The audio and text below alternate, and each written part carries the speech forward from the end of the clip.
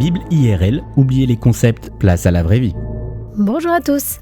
Si vous êtes un mordu de l'Antiquité et que vous portez un intérêt aux stratégies militaires, vous devez connaître des grands noms qui ont marqué cette période de l'histoire, comme Alexandre le Grand, Sun Tzu, Hannibal Barca ou bien Cyrus. La Bible nous parle également de grands stratèges militaires tels que Josué, ce chef militaire charismatique, ou bien le roi David qui, à la tête de son armée, a marqué comme aucun autre roi l'histoire du peuple juif. Et c'est sans fausse pudeur que la Bible dénonce les terribles conséquences de la guerre. Rappelons-le, la guerre, la mort, la souffrance n'étaient pas dans le plan de Dieu, mais relèvent du choix de vie des hommes.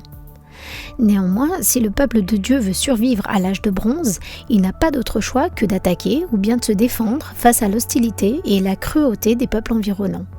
Et le roi David, connu pour ses nombreuses victoires, le sait bien. En 2 Samuel 5,17, on retrouve le récit bien particulier de l'une de ces batailles qui va se dérouler en 2 temps. Tout d'abord, les Philistins, les ennemis d'Israël, vont se déployer dans la vallée des Réphaïtes. Après avoir pris conseil auprès de Dieu, le roi David remporte la bataille avec une facilité sans précédent. Puis, une nouvelle fois, les Philistins se mettent en campagne et se déploient encore une fois dans la vallée des Réphaïtes. David consulte son Dieu. Mais cette fois, l'Éternel lui répond « Ne les attaque pas d'ici, contourne-les pas derrière et tu arriveras sur eux vis-à-vis des mûriers.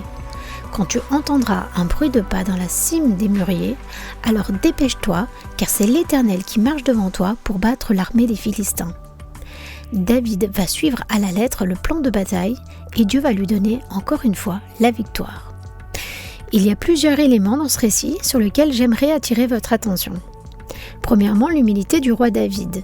Même après une victoire éclatante et une situation qui semble familière, le roi David s'assure avant de partir au combat d'être sous la protection de Dieu et dans sa volonté.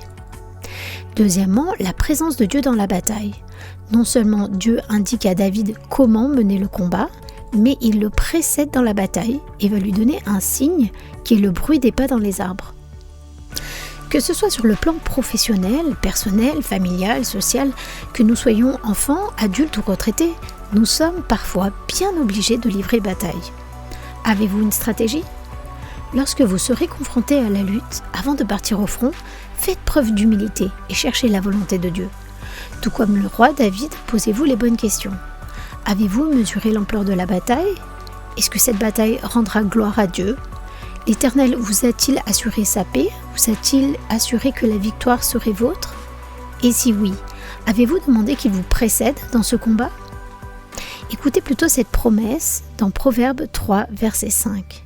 « Mon enfant, ne te fie pas à ta propre intelligence, mais place toute ta confiance dans le Seigneur.